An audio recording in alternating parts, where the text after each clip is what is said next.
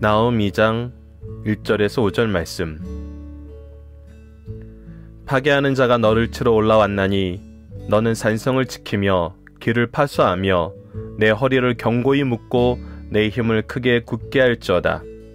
여호와께서 야곱의 영광을 회복하시되 이스라엘의 영광 같게 하시나니 이는 약탈 자들이 약탈하였고 또 그들의 포도나무 가지를 없이 하였음이라.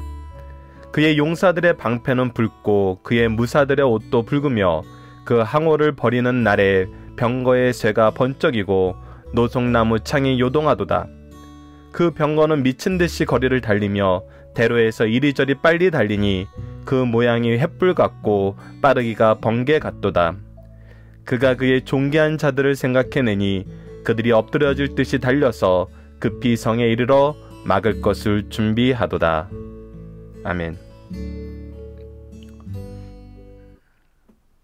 안녕하세요. 승리한상 가족 여러분, 그리고 강성성경연구원 여러분, 오늘은 나홈 2장 1절에서 5절입니다. 오늘 제목은 하나님의 심판은 악인에게 멸망의 역사며 성도에게는 위로와 회복의 역사다라는 제목입니다. 오늘 말씀을 읽으실 때 여러분들 한 가지 염두에 두셔야 될 것이, 오늘 본문 말씀은 니느웨 성을 향한 경고의 말씀이라는 거예요. 그래서 여기서 너라고 지칭되는 것은 바로 니느웨 성을 얘기하고 있습니다. 그래서 아수르 민족을 얘기하는 것이기 때문에 이것을 이제 이스라엘 민족이라거나 아니면 다른 대상으로 생각하시고 읽으시면은 약간 이해하기 어려울 수 있어요. 그래서 이 부분을 먼저 염두해 주시고 오늘 한 절 한 절 한번 말씀을 살펴보도록 하겠습니다. 자, 1절부터 보도록 하겠습니다. 첫 번째는 파괴하는 자가 너를 치러 올라왔나니. 자, 이제 하나님께서 이 니느웨를 향한 심판을 실행하시는데 그 실행의 심판의 막대고리로 쓰이는 자들이 바로 파괴하는 자라고 대변되는 바벨론입니다.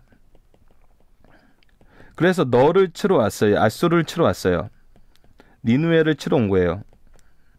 자, 너는 산성을 지며, 그래서 그들에게 한번 뭐 해보라고 얘기하냐면, 너는 산성을 지키며 길을 파수하며 내 허리를 견고히 묶고 내 힘을 굳게 할지어다. 그러니까 너희들이 원래 하던 대로 한번 다 해보라는 거예요. 왜 그러냐면 이 니느웨 성은 고대 사회에서는 굉장히 강한 성, 천혜의 요새로 불려왔던 곳이라고 그래요. 그래서 그들이 공성전을 폈을 때는 그 누구도 그들을 이기지 못할 정도로 막강한 힘을 발휘할 수 있었어요. 보통 이제 공성전을 펼치면은 수비하는 사람들이 공격하는 사람들보다 한 3분의 1 정도만 있어도 능히 방어할 수 있다고 얘기를 하거든요. 그래서 더욱더 강건한 요새라면은 이것이 가능한 거죠. 그리고 우리가 요나서에서 말씀을 받다시피 이 니느웨 성을 볼 때 이 니느웨 성은 니느웨 성만 있는 것이 아니라 주변의 여러 위성들이 그 당시 이제 어떤 도시국가적인 형태들을 보면은 그 성만 있는 게 아니라 그 성 주위에 위성들이 있어서 굉장히 전략적으로 엄폐를 통해서 군사적인 전략을 잘 실행할 수 있었어요. 그래서 산성을 지키고 우리가 성을 굳건하게 지키고 길목을 잘 파수하면서 힘을 모은다면 충분히 누구든지 이길 수 있다고 자신하는 나라가 바로 이 아수르 니느웨 성이었거든요. 그런데 하나님께서는 이들을 파괴하는 자를 시켜서 파괴한다는 거예요. 이 오늘 본문 말씀에서 가장 중요한 건 2절입니다. 근데 이 파괴하는 이유가 2절에서 설명되는 거예요. 자, 이들을 심판하시는, 이들을 파괴시키는 이유가 뭐냐면 여호와께서 야곱의 영광을 회복하시되 이스라엘의 영광 같게 하시나니.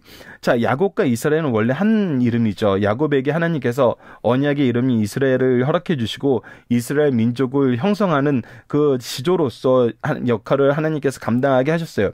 그러니까 야곱의 영광을 회복한다는 것은 그에게 영광을 회복하는데 이스라엘 영광같이 하신다는 것은 바로 하나님께서 언약하신 그 언약의 민족으로서의 영광을 회복시키신다는 거예요. 완전한 회복을 말하는 거죠.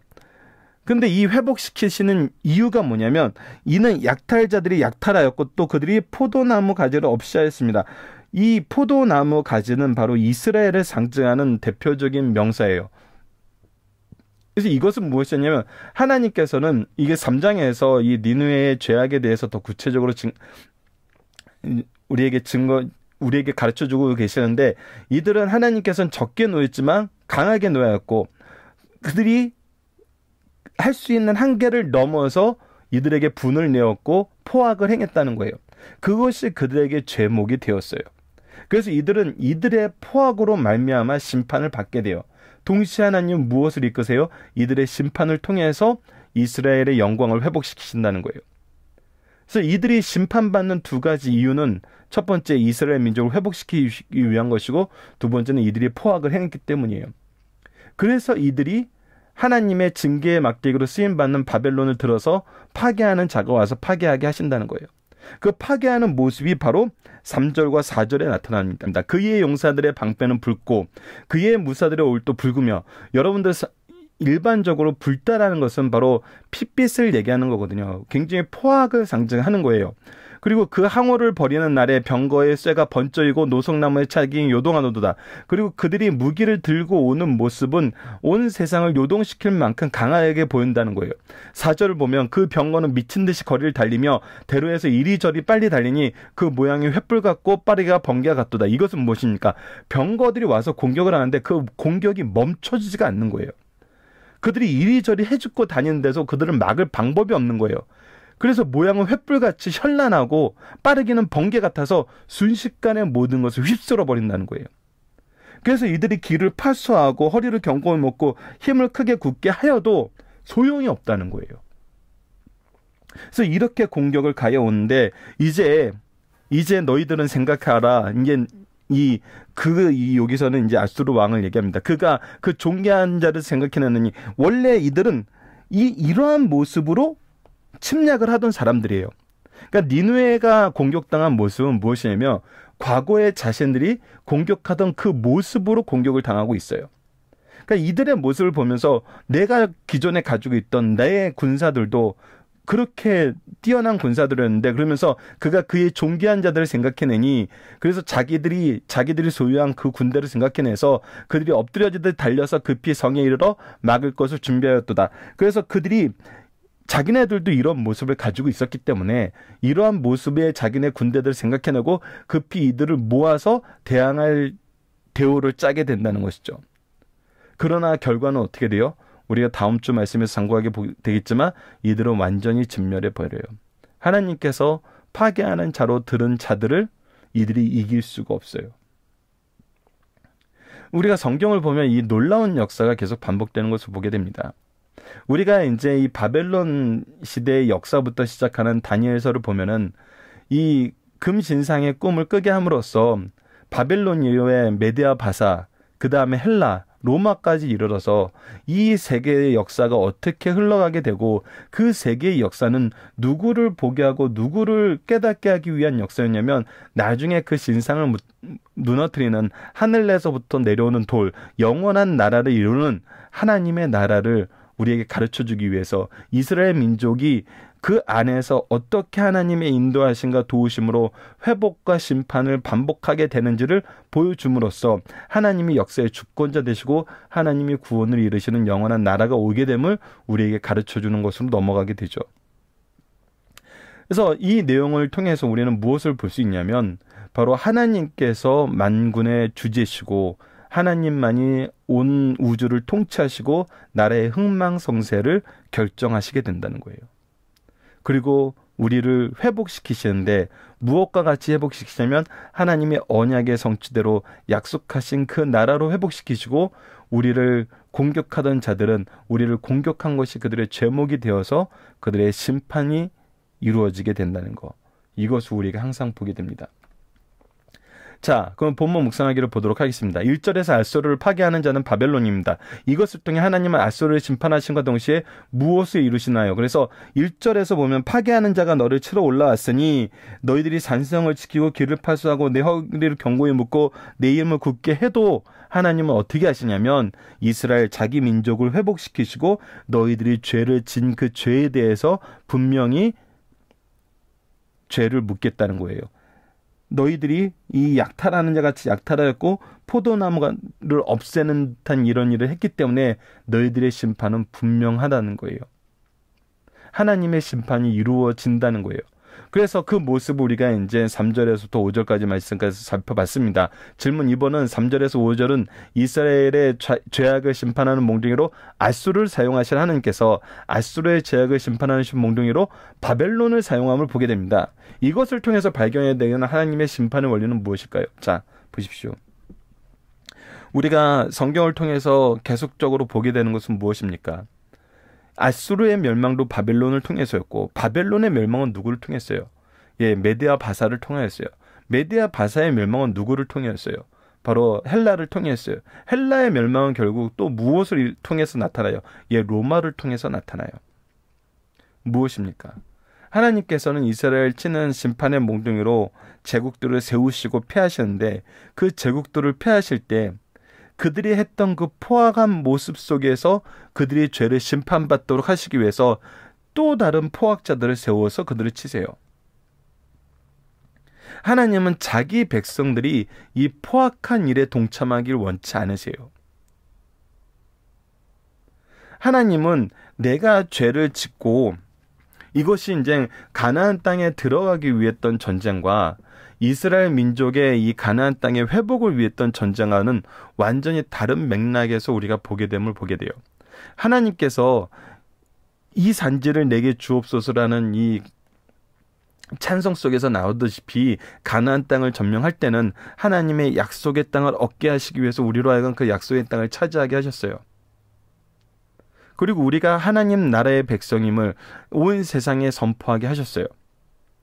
그러나 그 이후에 우리가 범죄하였을 때 하나님이 우리를 치실 때는 이 땅을 빼앗기게 만드셨는데 이 땅을 다시 찾는 것을 우리를 강성하게 하고 우리를 다시 어떤 군사적으로 회복시키셔서 뺏게 하신 적이 한 번도 없어요. 이스라엘 민족이 아직까지도 그래요. 그래서 소위 이스라엘, 지금 현대의 이스라엘 땅을 보면서 우리가 이 역사의 굴레 속에서 하나님이 일하시는 방법을 보면은 현대 이스라엘이 보여주고 있는 모습은 예, 성경에서 하나님이 약속하셨던 회복과는 굉장히 방법적인 면에서도 거리가 멈을 볼 수 있어요.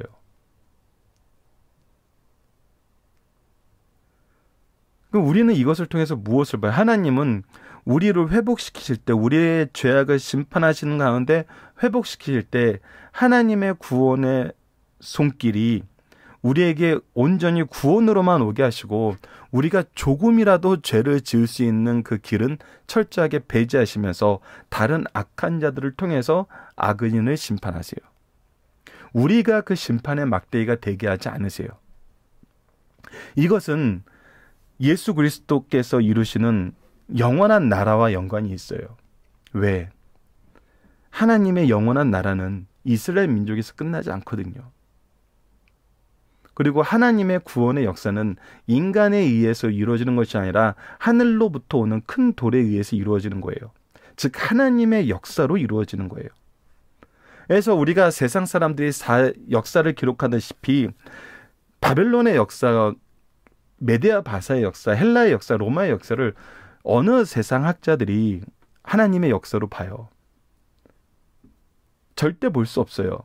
우리를 이스라엘 민족을 그 역사의 수레바퀴 안에서 그들의 모습과 같은 모습으로 회복했더라면은 세상 사람들은 하나님을 보기 더 힘들었을 거예요. 근데 하나님이 이스라엘 민족을 회복하시고 그리스도의 나라로 우리에게 선포하게 하실 때 어떻게 하셨어요? 하나님이 일하셨어요. 하나님이 일하심으로 이 나라를 이루심을 보게 했어요. 그래서 우리는 이 나라를 무찌르고 저주하는 자로 세워진 게 아니라 이 나라를 향하여 그리스도의 복음을 전하는 자로 하나님이 세우신다는 거예요. 이게 우리가 현대 사회에서 죄악된 나라를 보는 굉장히 중요한 개념이에요. 우리는 저 죄악된 세상을 쳐서 물리치는 몽둥이로 우리를 써 주시옵소서. 그래서 우리를 강건하게 해서 우리가 힘을 가지고 저들을 완전히 깨부시게 해주십시오. 이렇게 기도해서는 안 돼요. 우리는 하나님의 때가 이르렀을 때 그들을 위해서 기도하는 제사장의 신앙을 가지고 그리스도의 복음을 들고 들어가는 복음의 군사가 돼야 되는 거예요. 그것이 바로 성교의 역사였고 교회의 역사였어요. 총칼을 앞세워서 들어가는 곳에선 항상 죄악이 만연하였고 복음을 가지고 들어가는 역사 속에서는 하나님의 은혜와 충만하심과 평화가 있었어요. 우리는 세상 역사를 이 관점에서 다시 봐야 돼요. 그리고 우리 교회가 이 사회에서 어떤 역할을 해야 되는지, 우리가 이 사회에서 어떤 역할을 해야 되는지 다시 한번 생각을 해봐야 됩니다. 자, 중심 산사를 보도록 하겠습니다. 나홈서의 주제는 니느웨에 대한 심판 혹은 하나님의 절대 주권입니다. 나홈서의 주요 내용은 다음과 같습니다. 1장에서는 니느웨에 대한 하나님의 진노와 심판을 선언하였고 2장에서는 니느웨에 임한 하나님의 심판, 그 결과 황폐해진 니느웨의 모습을 드러내고 있어요. 그리고 3장에서는 왜 니느웨가 극심한 하나님의 심판을 받을 수밖에 없는지 그 구체적인 죄악을 지적해주고 있습니다. 우리가 상고하고 있는 나홈서 2장 말씀은 나홈서의 핵심 부분에 해당하는 말씀입니다.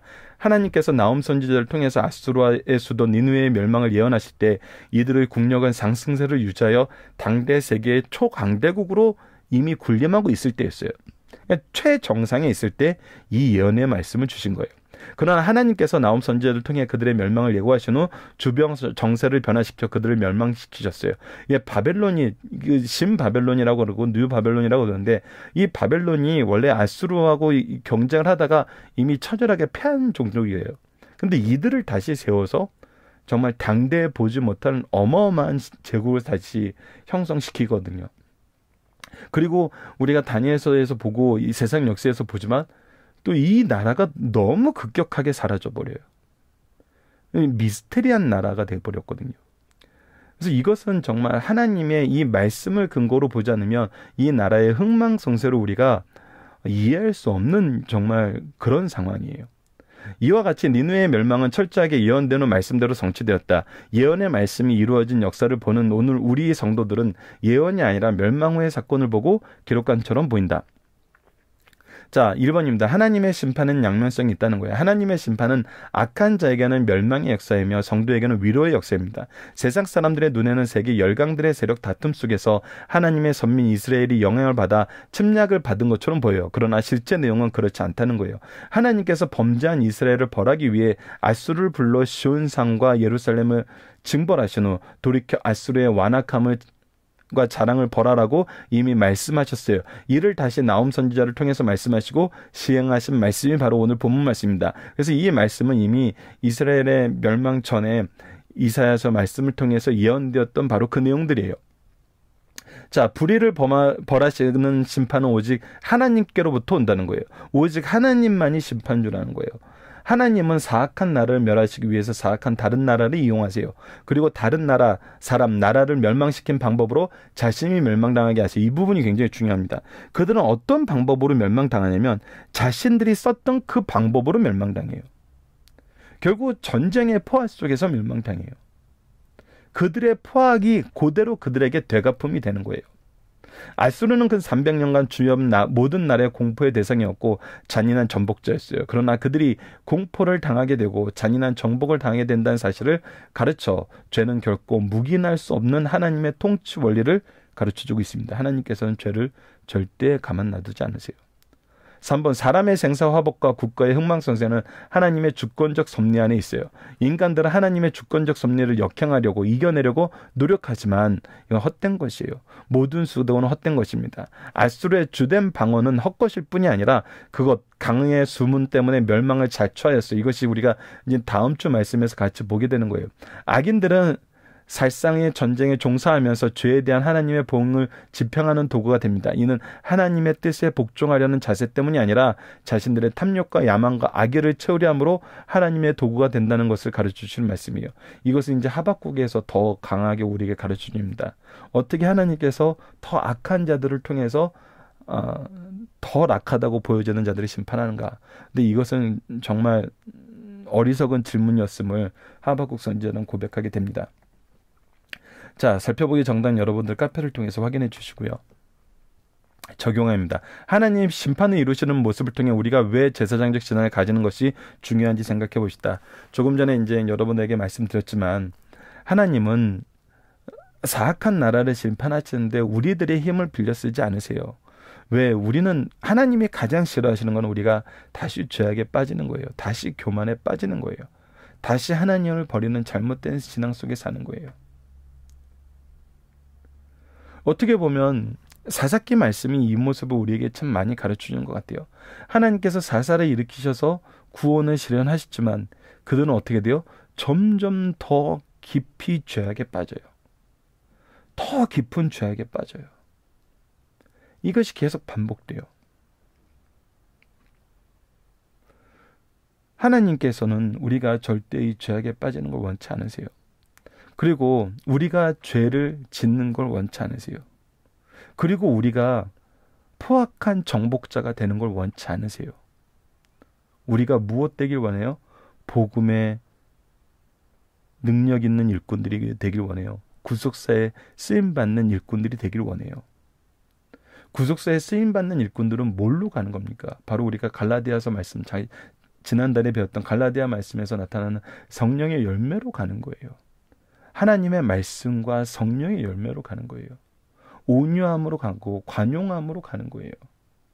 오래 참으로 가는 거예요. 섬김으로 가는 거거든요.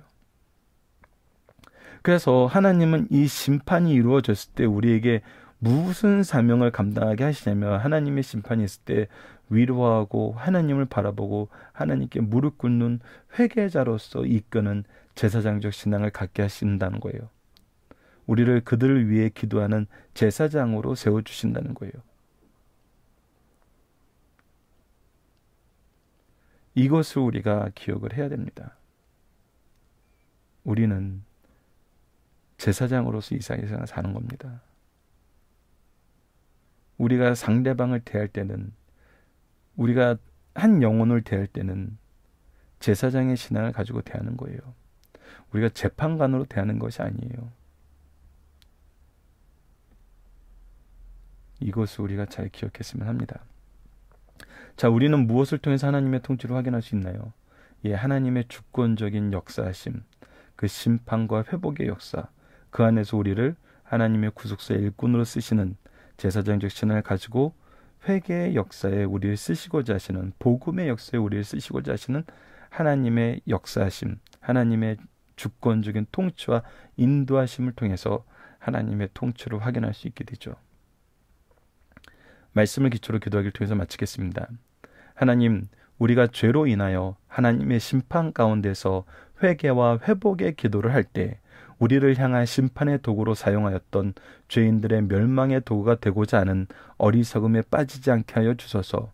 누구를 멸하는 진노의 몽둥이로 쓰임받기를 간구하기보다는 우리의 죄를 먼저 회개하고 애통하는 마음으로 중보의 기도를 통해 회개와 회복과 평강을 정하는 평화의 도구가 되게 하여 주소서. 아수를 통해 하나님께서 진노의 도구로 사용받은 자들이 다음 징계의 대상이 되었음을 보고 겸손하게 주의 구원을 소망하며 구별된 삶을 사는 주의 백성이 되게 하여 주소서. 예수님 이름으로 기도드립니다. 아멘.